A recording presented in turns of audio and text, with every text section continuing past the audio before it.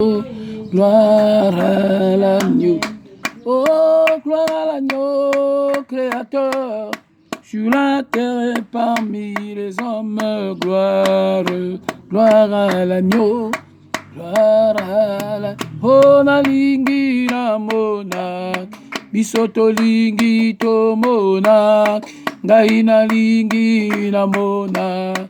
Mona lingi na monak. Oui, bien-aimé, c'est la profondeur pour frondeur.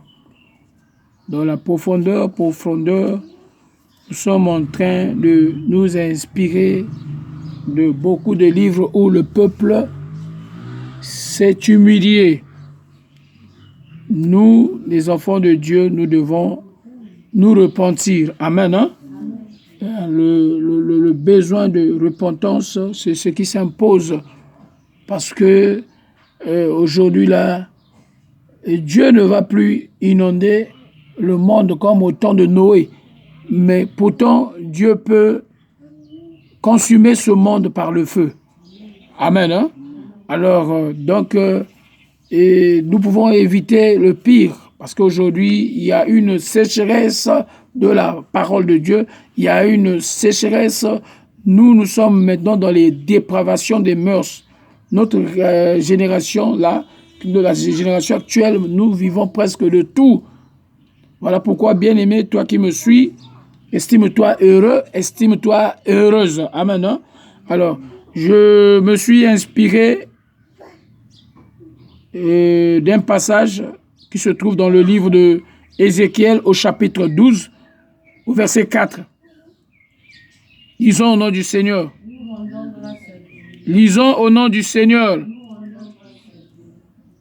Au verset 4, oui, Ézéchiel au chapitre 12, verset 4.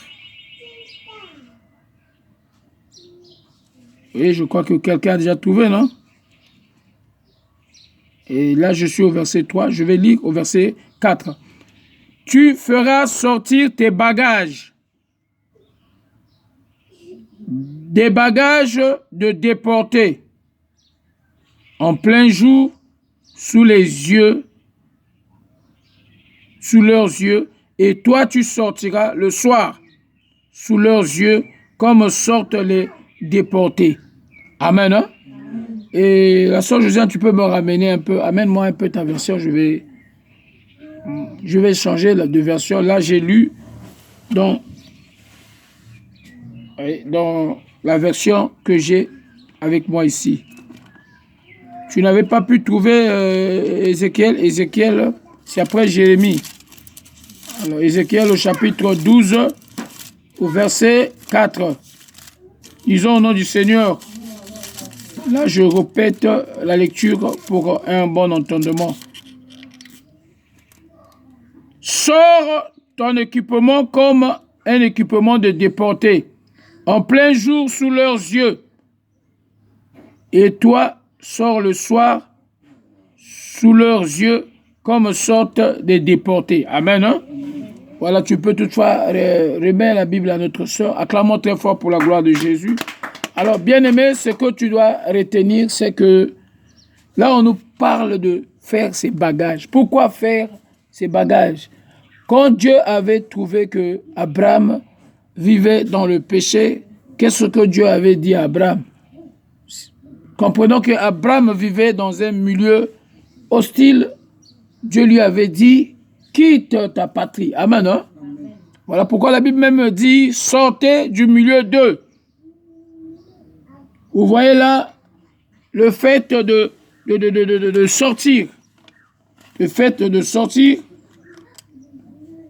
tes bagages, ça dit tu ne dois pas te conformer.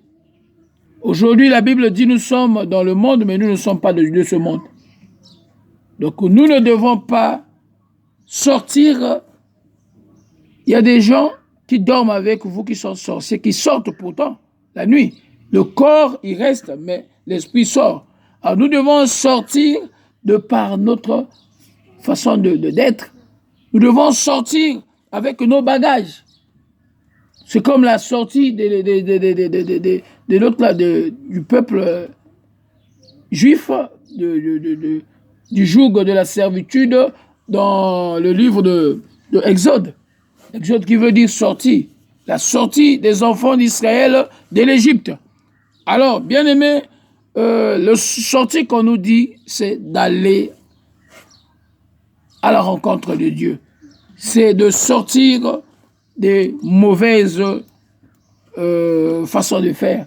C'est de sortir des vies qui n'honorent pas Dieu. Sors de la boisson, sors de l'impudicité, sors de la masturbation, sors de tout ce que tu peux sortir, parce que si tu ne sors pas, et ceux qui vivent dans ces choses-là sont sous la condamnation. Amen. Hein? Est-ce qu'il y a quelqu'un qui veut sortir de la condamnation aujourd'hui? Non, si tu veux sortir de la condamnation, acclame très fort pour la gloire de ce Jésus. Oh, dis avec moi, je veux sortir. Voilà pourquoi toi tu es... On dit toujours que l'homme prudent voit le mal de loin. Toi tu es comme la sentinelle. La sentinelle voit ce qui arrive et on informe les gens de la maison. Mais on nous dit ici, sors de